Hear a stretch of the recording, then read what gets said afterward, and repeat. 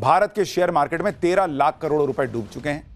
आज ही Sensex 1100 point गिरा, Nifty 315 point गिरा और मार्केट में एक दिन में 3 लाख करोड़ रुपए डूब गए।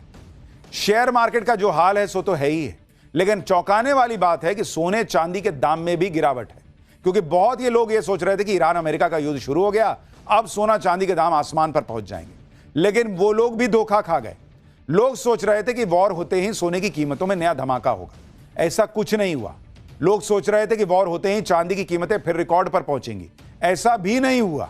इनफैक्ट दोनों की कीमतें पिछले 3 दिन से सोना चांदी की कीमत क्रैश हो रही है। सोना चांदी को ऐसा क्या हो गया कि अब तक की वॉर में कोई बहुत बड़ा असर उस पर नहीं पड़ रहा, इनफैक्ट वो गिर रहा है। युद्ध के बावजूद सोने के दामों में क्यों विस्फोट नहीं हुआ? क्योंकि युद्ध होता है, अनिश्चितता आती है तो सोने की कीमत बढ़ती है। यहां उल्टा हो रहा है। वॉर अगर लंबा खिंचा तो फिर सोने चांदी के दाम कहां जाएंगे, क्या होगा, यह सब बताऊं उससे पहले एक झलक देखिए।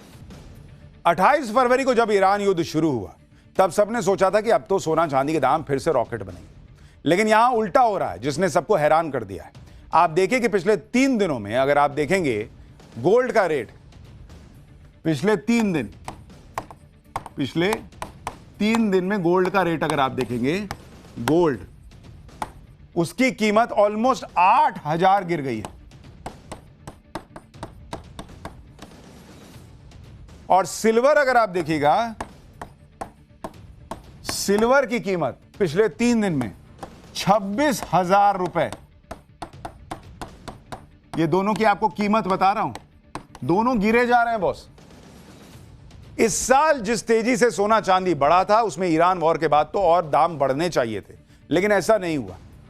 आप देखिए कि इस साल सोने के दाम कितने बढ़े और युद्ध शुरू होने के बाद कितना अंतर आ गया। 10 ग्राम सोने की कीमत 31 दिसंबर 2025 को 1,33,000 थी, 28 फरवरी को 1,59,000 थी और आज 6 मार्च को ये 1,63,000 रुपए पर है।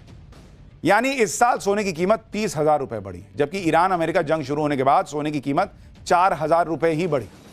वहीं 1 किलो चांदी का दाम 31 दिसंबर 2025 में 2,30,000 रुपए पर था, 28 फरवरी को 2,66,000 पर था और आज 2,67,000 रुपए पर है। यानी इस साल चांदी की कीमत करीब 37,000 रुपए बढ़ी है, जबकि जंग शुरू होने के बाद यह कीमत 1,000 रुपए ही बढ़ी, क्योंकि बीच में गिर गई इतनी। आशंका यह जताई जा रही है कि ईरान युद्ध के बाद सोने के दाम ऑल टाइम हाई पहुंच जाएंगे। कुछ मार्केट एक्सपर्ट तर्क के साथ दावा कर रहे थे कि अगर युद्ध इसी तरह जारी रहता है तो भारत में सोने के दाम 2 लाख रुपए से भी ऊपर चले जाएंगे। जब भी कोई युद्ध होता है तो दुनिया के हालात बिगड़ते हैं और सोने चांदी के दाम भागते हैं। ईरान और इजराइल के बीच जंग की वजह से मिडिल ईस्ट के हालात पहले ही खराब हो रहे हैं। खासकर दुबई और सऊदी अरब जैसे देशों में व्यापार प्रभावित होना शुरू हो चुका है। भारत में आने वाला करीब 75% सोना मिडिल ईस्ट के इन्हीं देशों से आता है। अगर मिडिल ईस्ट से सप्लाई पर असर पड़ता है तो भारत में सोने की कीमत बढ़ सकती है। भारत दूसरे देशों से भी सोना खरीद सकता है, लेकिन मिडिल ईस्ट से सप्लाई ज्यादा है और रेट भी कम होते हैं। इसलिए अगर सप्लाई कहीं और से लेनी पड़ी तो रेट बिगड़ेंगे और इतनी ज्यादा सप्लाई मिल भी नहीं पाएगी। लेकिन अगर आप सोने चांदी के आज के रेट देखें और सोने चांदी का ऑल टाइम हाई देखें तो बड़ा अंतर है। भाई ऑल टाइम हाई गोल्ड का 1,76,000 जा चुका, जबकि आज का रेट 1,63,000 पर है। और सिल्वर का ऑल टाइम हाई 3,86,000 जा चुका, जबकि आज तो 2,67,000 पे। युद्ध शुरू होने के बाद भी सोने और चांदी के दाम क्यों नहीं बढ़ रहे, अब उसके बारे में आपको बताता हूं। जिस हिसाब से मार्केट एक्सपर्ट्स का मानना था कि सोने के दाम 1,80,000 या 2 लाख तक पहुंच जाएंगे, उस हिसाब से सोने चांदी को लेकर वैसा उत्साह नहीं रहा और market wait and watch mode में चला गया। युद्ध की स्थिति के बावजूद सोने की ग्लोबल कीमतों में $5400 पर ज्यादा मजबूत रेजिस्टेंस मिला। यानी इंटरनेशनल मार्केट में सोना $5400 पर पहुंचते ही बिकना शुरू हो जाता है। वहीं कुछ छोटे देश खुद को बचाने के लिए हथियार और गोला बारूद खरीदने के लिए भी सोना बेच रहे हैं। ऐसे ही एक देश के बारे में आपको बताता हूं जिसकी सरकार ने भर भर के सोना खरीदा था, लेकिन अब युद्ध वाला संकट सामने आ गया तो सोने को बेचकर हथियार खरीदने की तैयारी कर रहा है, और यह देश है पोलैंड। पोलैंड का केंद्रीय बैंक गोल्ड रिजर्व का कुछ हिस्सा बेचने की तैयारी कर रहा है।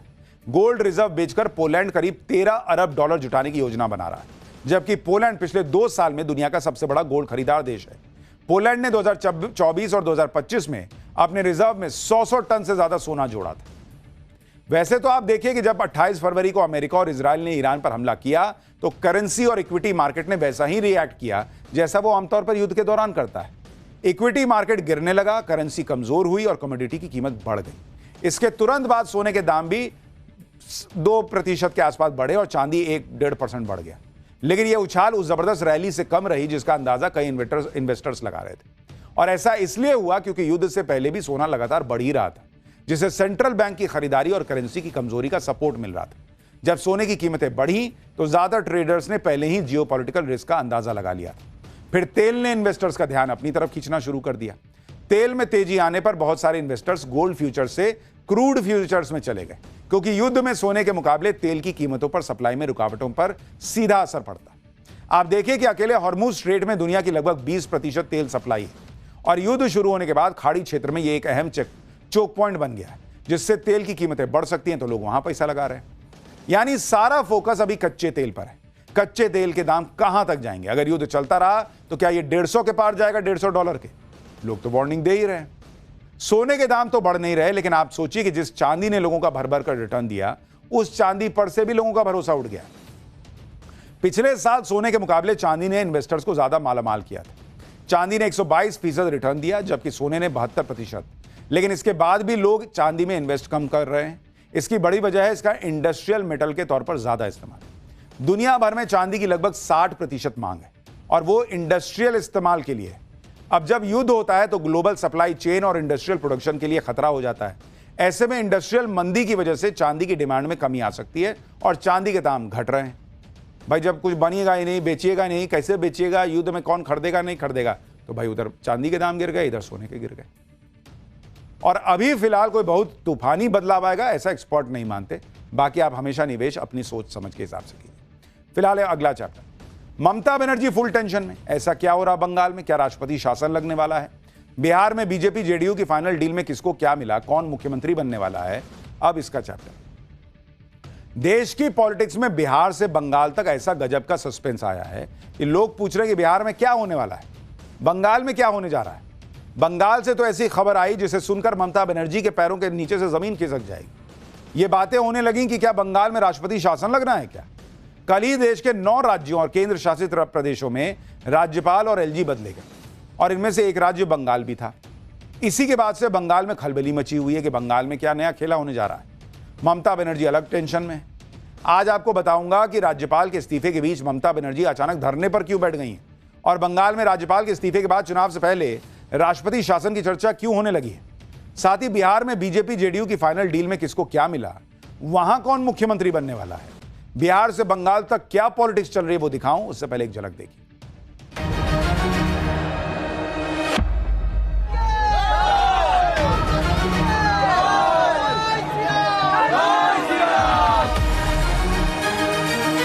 ममता बनर्जी केवल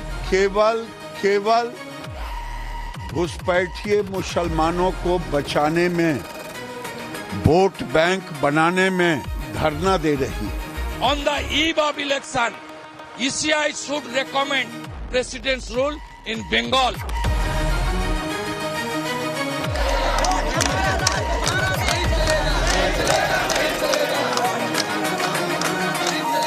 अरे मुख्यमंत्री को हाईजैक कर लिया गया है।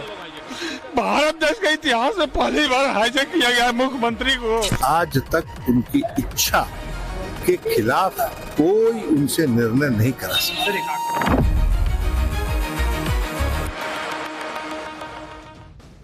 पश्चिम बंगाल के राज्यपाल सीवी आनंद बोस के अचानक इस्तीफे से राज्य में चुनाव से पहले राष्ट्रपति शासन की अटकलें तेज हो गई। खुद ममता बनर्जी की पार्टी के नेताओं ने राज्यपाल के इस्तीफे को चुनाव से जोड़ दिया।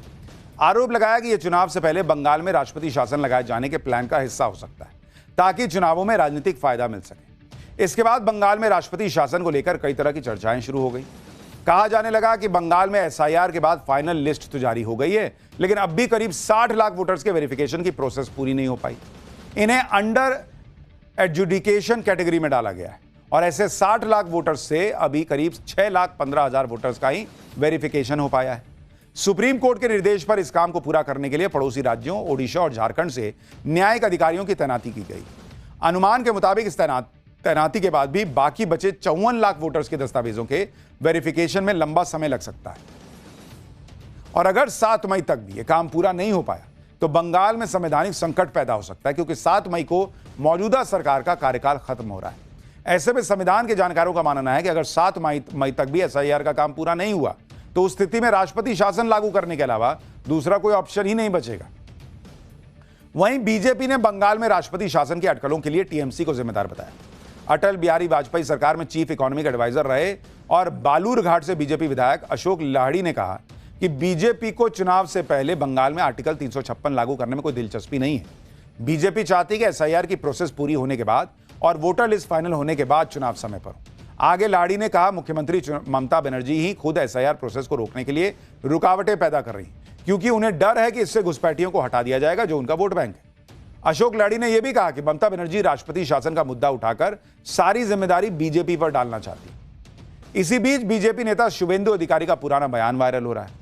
ये पिछले साल अप्रैल का बयान है जिसमें शुभेंदु अधिकारी कह रहे हैं कि चुनाव आयोग को चुनाव से पहले बंगाल में राष्ट्रपति शासन की सिफारिश करनी चाहिए।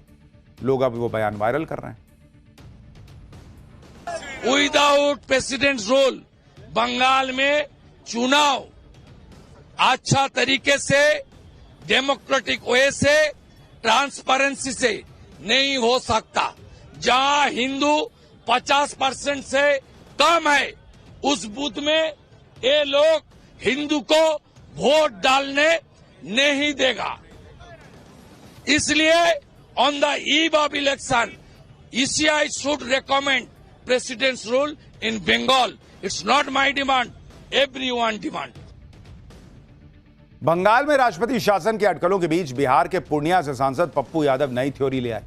पप्पू यादव ने कहा कि पश्चिम बंगाल में राष्ट्रपति शासन लागू कर बिहार विधानसभा से प्रस्ताव पारित कराकर सीमांचल और मालदा, मुर्शिदाबाद, रायगंज, दिनाजपुर आदि जिलों को मिलाकर एक केंद्र शासित प्रदेश बनाने का खेल बीजेपी करने वाली है।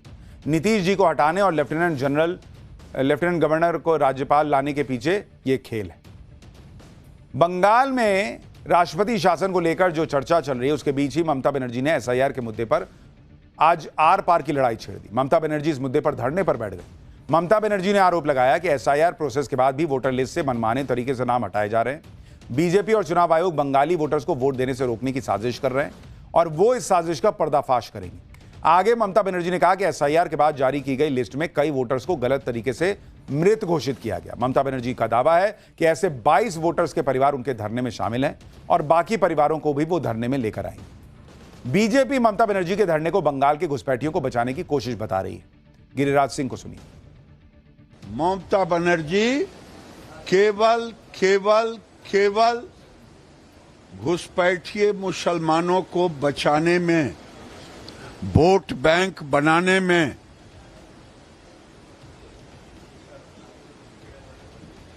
धरना दे रही है।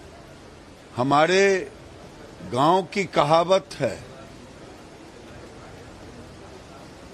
उल्टे चोर कोतवाल को डांटे। ये चोरी और सीना जोड़ी शर्म आनी चाहिए।